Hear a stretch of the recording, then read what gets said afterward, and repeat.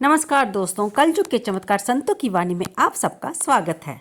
तो दोस्तों, आज आपने 6 फरवरी को षटतिला एकादशी का पवित्र व्रत रख भी लिया होगा, और अगर नहीं भी किसी कारण से रख पाए तो भगवान के मंदिर में जाकर या घर के मंदिर में ही आपने श्री विष्णु हरि की माँ लक्ष्मी के साथ पूजा तो अवश्य कर ही लेगी होगी। और साथ में बाबा बजरंगबली को तो नहीं भूले होंगे, क्योंकि आज मंगलवार का दिन है जो कि श्री बजरंगबली बाबा को समर्पित होता है। तो आज की हम पवित्र दिन श्रीमद् भगवद गीता का 8वां अध्याय भी सुनेंगे, जिससे अगर आपने व्रत नहीं भी रख पाए तो भी इसको सुनने से आपको अति पुण्य की प्राप्ति होगी। इसे आप शाम को अपने घर के मंदिर में घी का दीपक जलाकर भगवान श्री विष्णु हरि का नाम लेकर इस 8वें अध्याय का श्रवण कर सकते हैं। इसके महात्म्य के बारे में जान सकते हैं, जिससे आप भी पुण्य के भागी हो सकते हैं।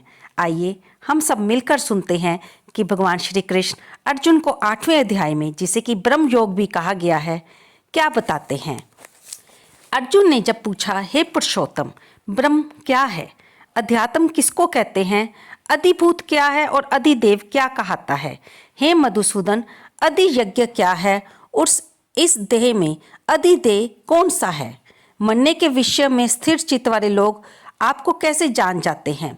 तब भगवान श्री कृष्ण अर्जुन के प्रश्नों का उत्तर देते हुए कहते हैं कि जो अक्षर अविनाशी और परम श्रेष्ठ है वही ब्रह्म है। प्रत्येक वस्तु का स्वभाव आध्यात्मिक कहलाता है और समस्त चराचर की उत्पत्ति करने वाला जो विसर्ग है वह कर्म है। जो देह आदि नाशवान वस्तु है वह अधिभूत कहा जाता है। विश्व रूप जो विराट पुरुष है वह अधिदेह है। और हे पुरुष श्रेष्ठ, इस देह में मैं ही अधियज्ञ हूँ। यानी भगवान श्री कृष्ण अर्जुन को ये समझाना चाहते हैं कि हमारी देह जो कि नाशवान है उसे ही अधिभूत कहा गया है, और भगवान जो कि भगवान श्री कृष्ण खुद विराट पुरुष हैं वे अधिदेह हैं। और वे अर्जुन को ये बता रहे हैं कि मैं अधियज्ञ इस देह में मैं ही कहलाता हूँ।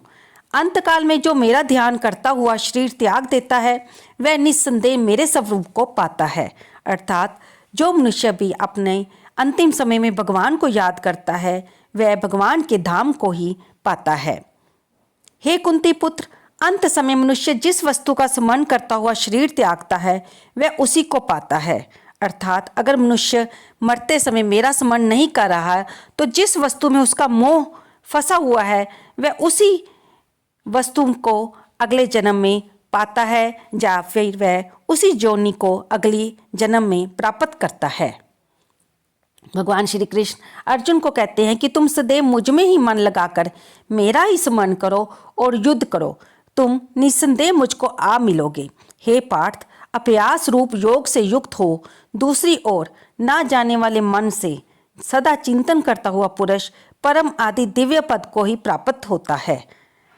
अर्थात जो मनुष्य अभ्यास कर लेता है वह हर काम को करता हुआ मुझ में ही मन लगाकर रखता है, मेरा ही चिंतन करता है, वह दिव्य पद को ही प्राप्त होता है।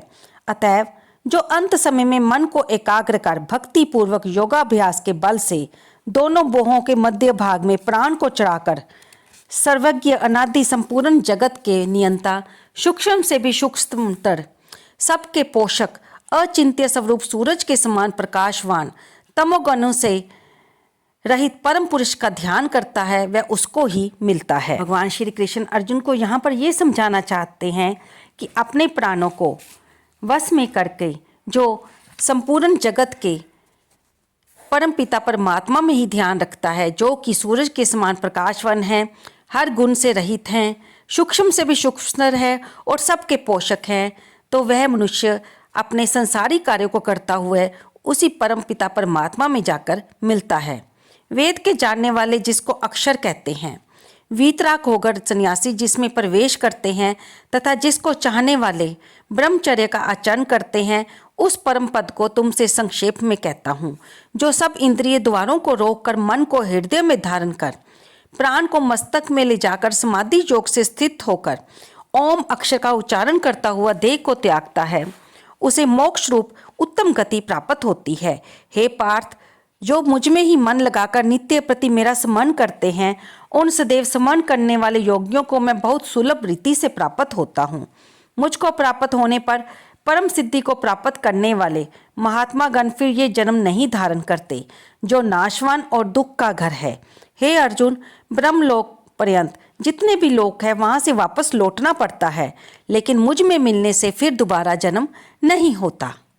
हे भरतर्षभ, जिस काल में योगी जन देह छोड़कर फिर नहीं लौटते हैं और जिस काल में लौट कर आते हैं, वह काल बतलाता है कि जिस काल में अग्नि, प्रकाश और दिन शुक्ल पक्ष हो, ऐसे उत्तरायण के 6 महीने में मृत्यु को प्राप्त होते हैं, और धूम्र रात्रि कृष्ण पक्ष दक्षिणायन के 6 महीने इनके मध्य गमन करने वाले चंद्रमा की ज्योति को पहुँचते हैं और लौट आते हैं।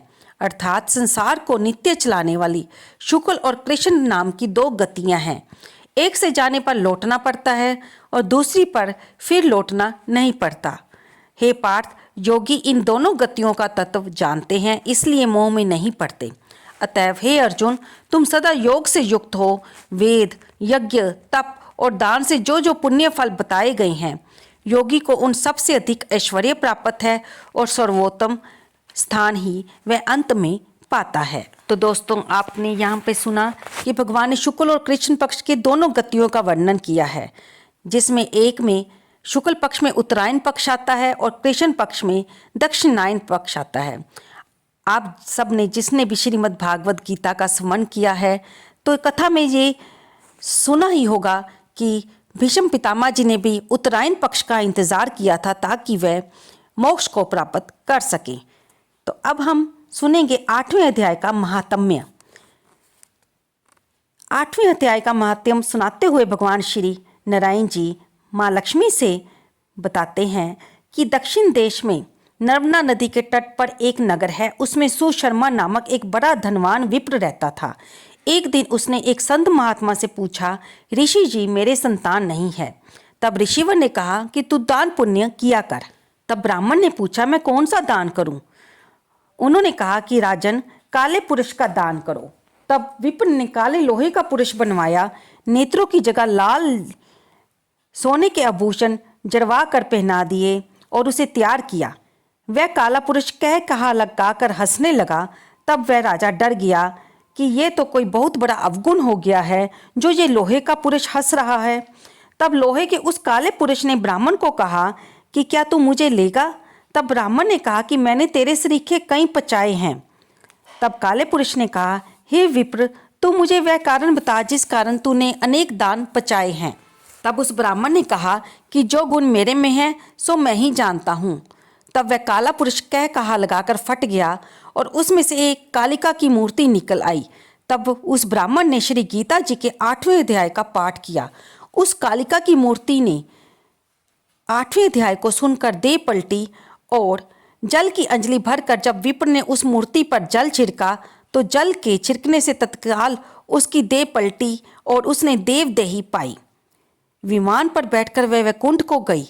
तब राजा ने कहा, तुम्हारे में ऐसा क्या है जिसके शब्द से ये कालिका देवदेही को प्राप्त हुई है? मैं भी वह जानना चाहता हूँ। तब उस ब्राह्मण ने कहा कि मैं वेद पाठी हूँ। उस नगर में एक साधु भी गीता का पाठी था, जिसने 8वें अध्याय का पाठ सुनाकर राजा को उसकी देह भी पलटी, जाने कि उसका उद्धार किया।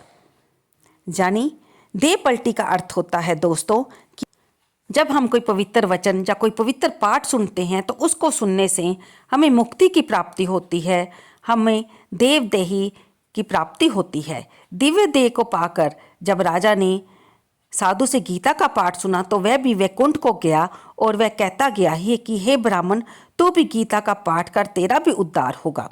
तब उस ब्राह्मण ने भी गीता का पाठ करते हुए अपना उद्धार किया। तो दोस्तों, यहाँ पर हमने सुना कि 8वें अध्याय का क्या महत्व है। इस अध्याय को सुनने से ही काले पुरुष में से कालिका निकल के आई और उसकी देह को देवदेही प्राप्त हुई। जब राजा ने साधु महात्मा से उस गीता के पाठ को सुना तो उसे भी देवदेही की प्राप्ति हुई और अंत में ब्राह्मण भी गीता का पाठ करता हुआ अपने मोक्ष को प्राप्त हुआ। तो आप भी आज के पवित्र दिन शट्टिला एकादशी के दिन ये 8वां अध्याय सुने और सुनाएं और इससे अपने देह को पवित्र करें और इससे आपको अत्यंत पुण्य की प्राप्ति होगी। दोस्तों, आपको याद ही होगा कि शाम को अगर आपने व्रत रखा है तो कथा सुनकर और ये गीता के पाठ का अध्याय सुनकर भगवान के आगे अपने व्रत में हो जाने वाली जाने अनजाने की भूल की क्षमा याचना अवश्य कर लें और फिर आरती करें और उसके बाद भगवान को तिलों युक्त मिष्ठान का भोग लगाएं। याद रखें, उसमें तुलसी डालना ना भूलें और शाम को तुलसी जी के आगे घी का दीपक अवश्य जगाएं, क्योंकि तुलसी भगवान को अति प्रिय है। तो दोस्तों, आपको ये वीडियो कैसी लगी कृपया से लाइक करें, शेयर करें और कमेंट बॉक्स में जय श्री विष्णु भगवान, जय माँ लक्ष्मी लिखना बिल्कुल ना भूलें। धन्यवाद दोस्तों।